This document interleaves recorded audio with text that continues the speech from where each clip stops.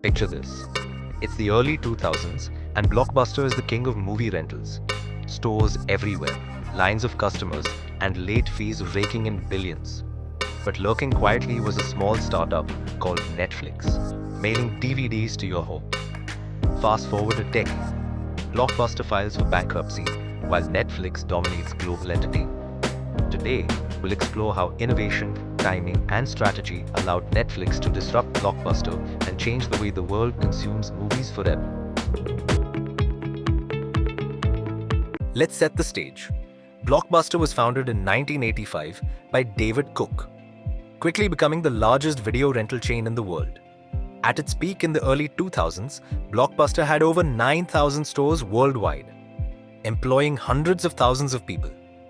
Their business model was simple: rent movies from stores, charge late fees, and encourage repeat visits. On the other side, Netflix was founded in 1997 by Reed Hastings and Mark Randolph. Initially, it was a DVD by mail service with no late fees. Customers could browse movies online, select what they wanted, and receive DVDs at home. Unlike Blockbuster, Netflix saw technology as an advantage, not a threat. During the late 1990s and early 2000s, consumer behavior was shifting. People were starting to embrace the internet, and convenience became more important than ever. Blockbuster had become a victim of its own success. Its revenue depended heavily on late fees, and the company was slow to adopt digital solutions.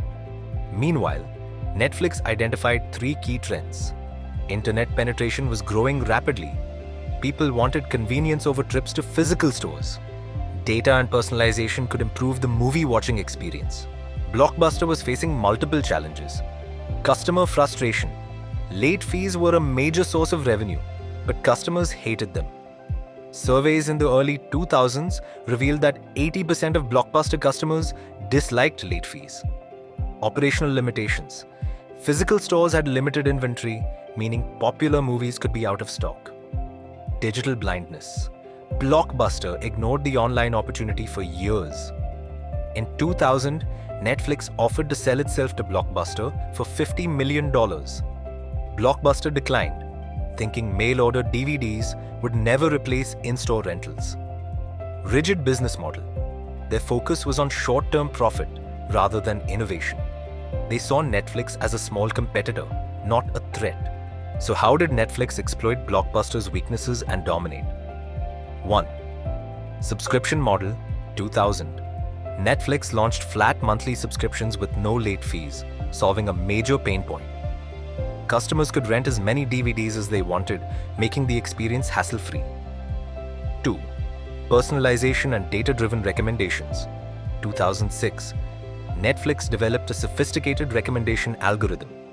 By analyzing viewing patterns, Netflix could predict what a user would like, increasing engagement and satisfaction. 3. Online streaming, 2007. Seeing the rise of broadband internet, Netflix launched streaming. Suddenly, you didn't need to wait for DVDs. The movies came instantly on your device. 4. Original content, 2013 onwards. Netflix invested in original series, and films like House of Cards and Orange is the New Black, giving customers a reason to stay loyal. Blockbuster had no such vision. 5. Global expansion, 2010s. Netflix expanded to over 230 countries, while Blockbuster barely moved beyond the US. This global scale created a network effect, making Netflix unstoppable. Blockbuster made critical errors: over-reliance on late fees. Late fees accounted for $900 million annually, which they were reluctant to give up. Digital neglect.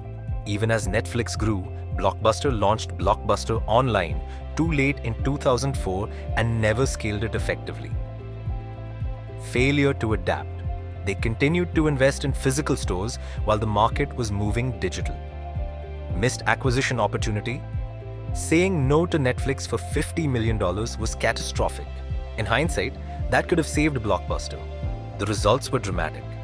Blockbuster reached its peak revenue of $6 billion in 2004, but just 6 years later, by 2010, the company went bankrupt. Meanwhile, Netflix's journey was the exact opposite. From just 3.6 million subscribers in 2005, it skyrocketed to over 230 million subscribers by 2023. Netflix not only transformed the entertainment industry, but also set the standard for streaming, inspiring giants like Disney+, Amazon Prime, and many more. Today, Blockbuster stands as a cautionary tale of missed opportunities, while Netflix represents the true power of innovation and adaptation. Here's what every business can learn. First, adapt to disruption. Never ignore emerging technologies. Second, focus on customer pain points. Convenience and simplicity are always powerful. Third, innovate relentlessly. Sticking to old models is the fastest way to decline. Fourth, think long-term. Investing in content and global reach always pays off.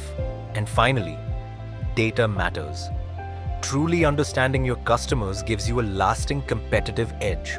If you found this story insightful, hit like, comment which part surprised you the most, and subscribe for more in-depth business case studies. Remember, every disruption begins with someone noticing a pain point and daring to solve it. Maybe the next Netflix is out there, just waiting to start.